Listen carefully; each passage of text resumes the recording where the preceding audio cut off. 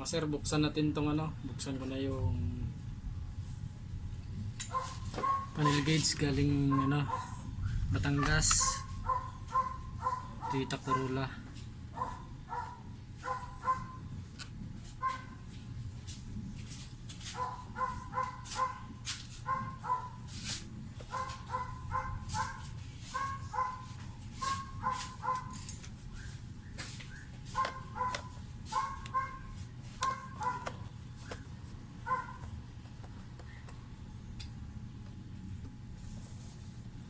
Isa na lang yung tornilyo nito mga sir.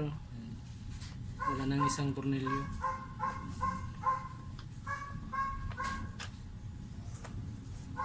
Bali, pina-LBC lang to sa ano, pina-LBC lang na may-ari para pagawa sa akin tong ano, yung speedometer.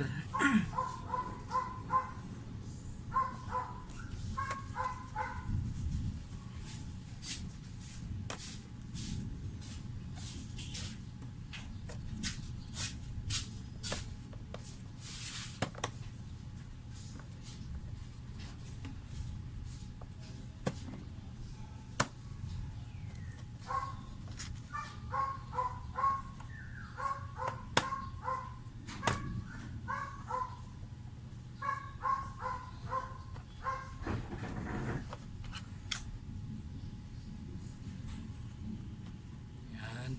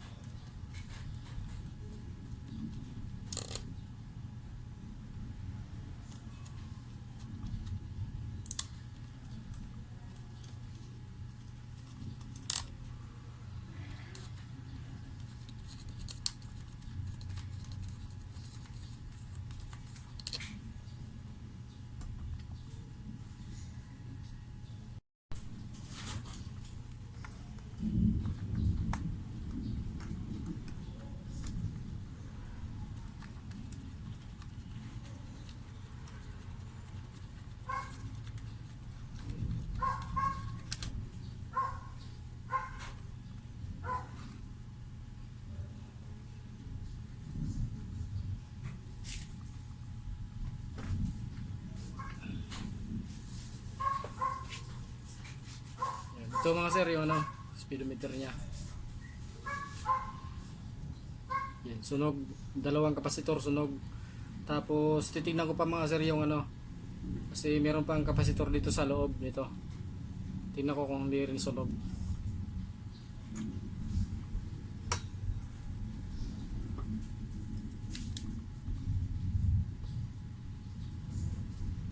Yan sir, oh. Lumubo na yung ano, yung isang kapasitor na maliit.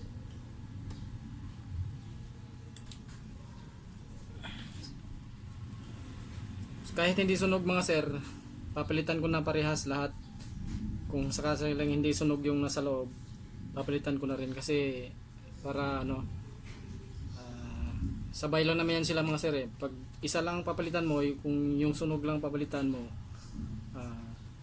hindi rin magtatagal, bibigay na rin yung ibang kapasitor niyan kahit hindi pa sira, bibigay na rin. Para sabay-sabay sila, parehas bago. Palitan na natin lahat para hindi na pabalik-balik yung may-ari. Pag isa lang ang bago, pag ilang araw lang bibigay naman yung luma, babalik na naman yung may-ari. Pati panibagong ano naman, panibagong labor na naman babayar na may-ari sa akin. Kaya palitan na natin lahat pareho.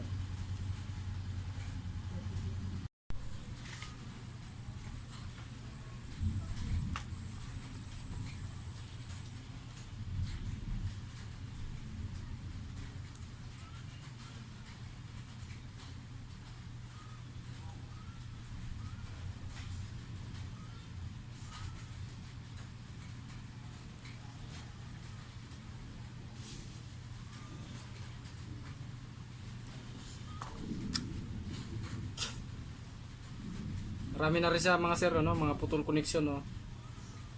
Kaya kailangan kalasin ko to para maaninag ko ng gusto. Maliliit kasi mga sir yung mga connection na eh. Para malagyan ko ng jumper.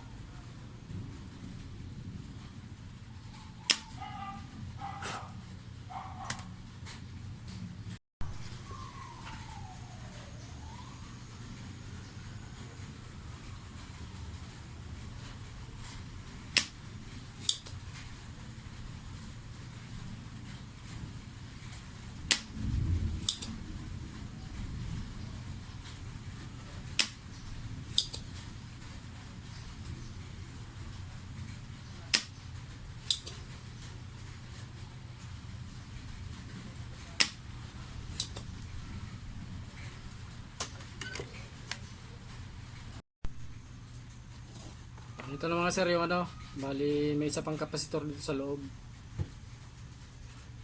Yan. Nalubo na rin siya mga sir. Oh. Para na siyang merong ano, para na siyang Coca-Cola body. Ano. Parang yung tig ano, 8 ohms na ano. Meron na siyang bewang oh. Nalubo.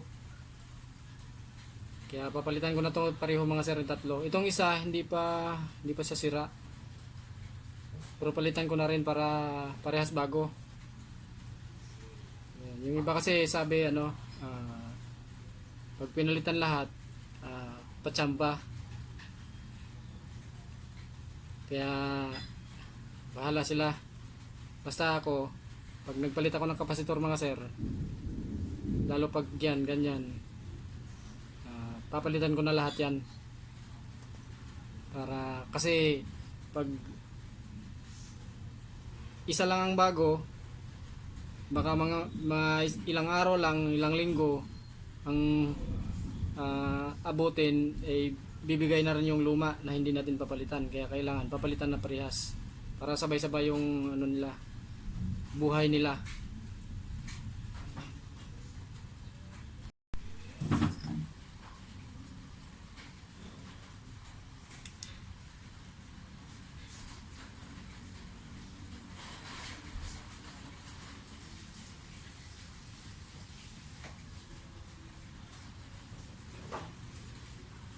Itong isa mga sir, burado na talaga yung ano, balyo.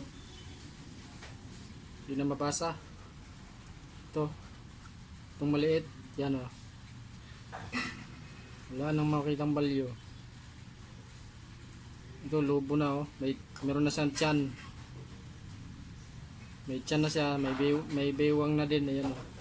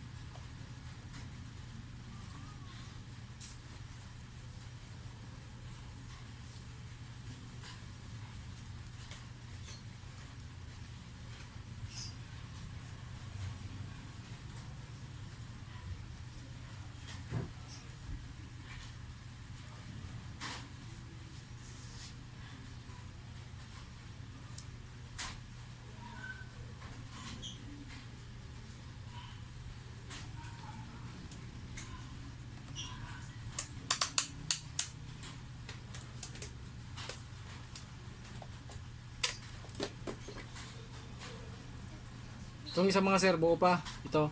Pero papalitan ko na. Itong dalawa, wala na. Wala nang value yung dalawa.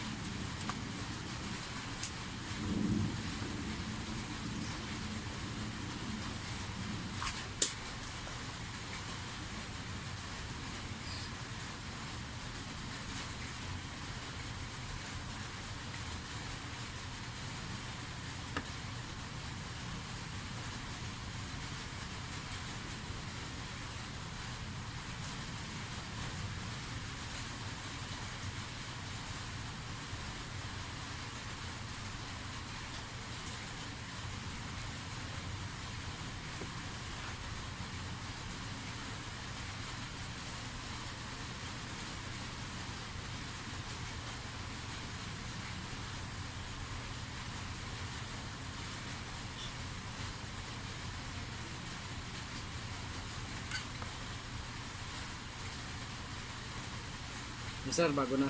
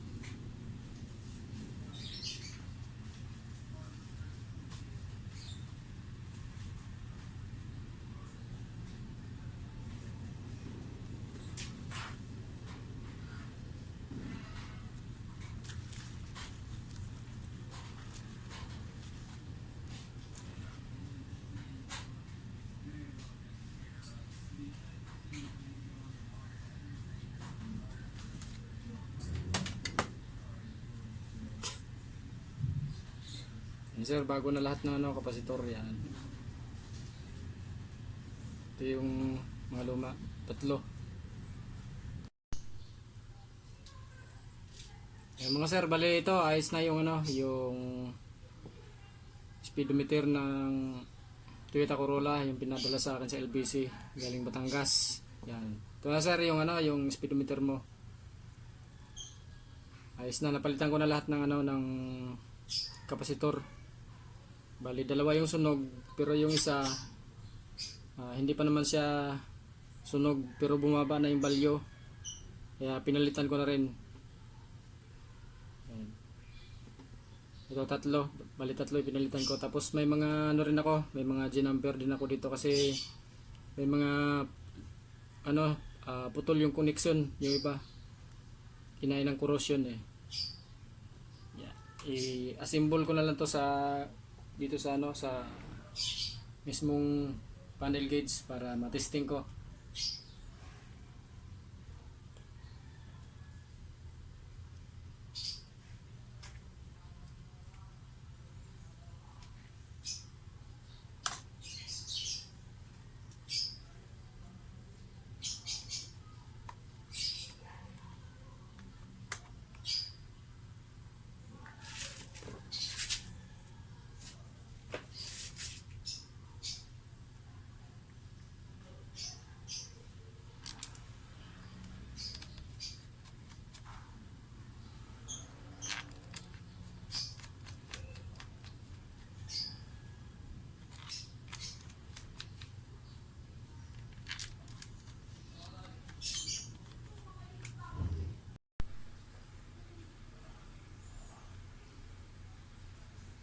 Sir, bali ano, hindi lang pala speedometer ang sira sa gauge mo.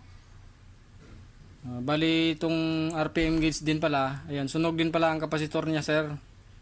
Dalawa din. Halos di na nga mabura yung, hindi, halos di na nga mabasa yung ano eh, yung value ng kapasitor dito sa RPM gauge. Yan o. Dalawa. Dahil sa sobrang sunog, lumubo na rin yung isa o. Kaya parehas ko na sila sir na ano, i-repair yung RPM, palitan ko na rin ng ano, ng kapasitor dalawa. Yan. Update ko kayo mamaya sir pag ano, pag naayos na. Tsaka yung mga ilaw mo sir, ano, nagana naman pala lahat. Hindi naman pala siya walang pundi sa mga ilaw mo sir eh. Sa ano, yung tatlong lead light buo din, na ilaw din siya. Tapos yung mga indicator na ilaw din lahat. Tapos isang peanut bulb na para sa backlight na ilaw din. Ito sir, repair ko man itong RPM.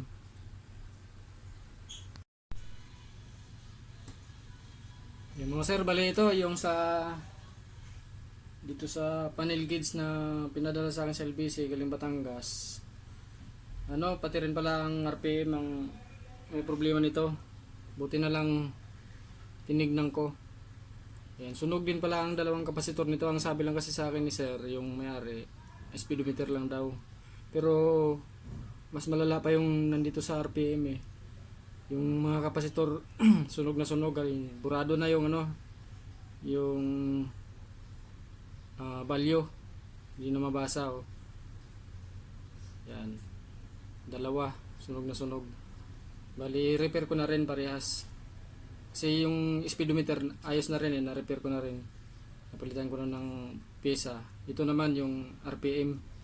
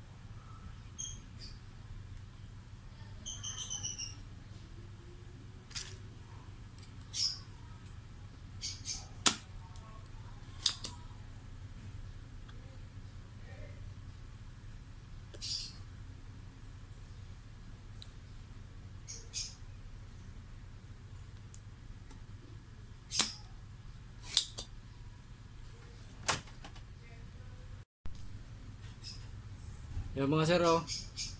Yan.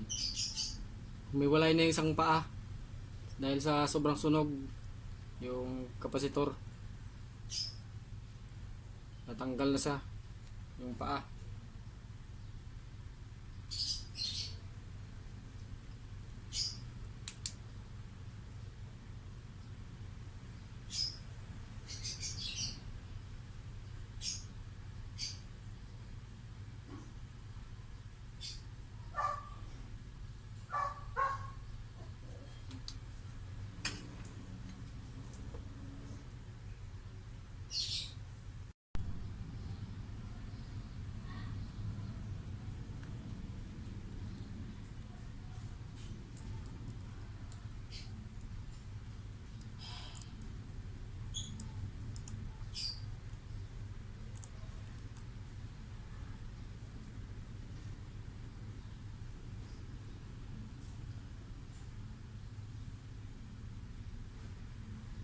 Baka nalimutan lang siguro sabihin sa akin ni sir na ano, na pati RPM yung may problema. Ito mga sir, binalitan ko na ng ano, yung isa na bago na yung kapasitor ng isa.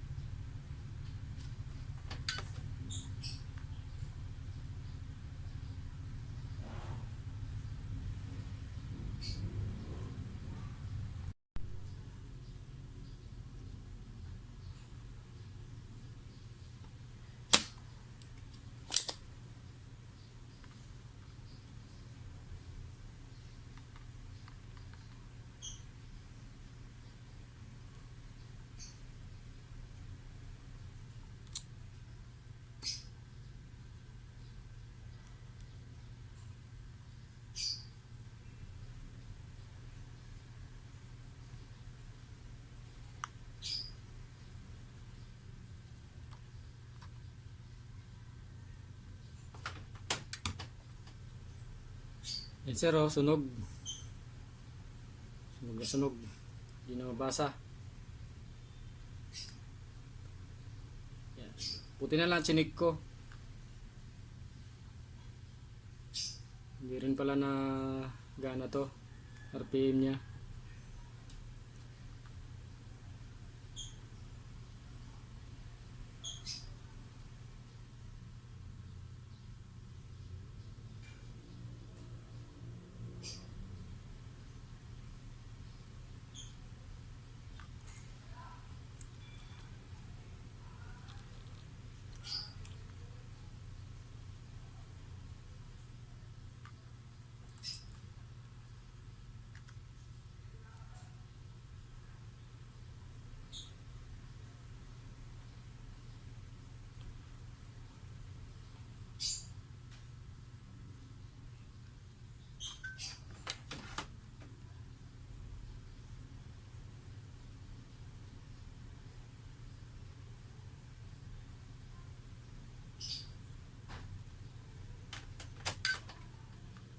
Yan, ayos na mga sir, bago na lahat ng kapasitor.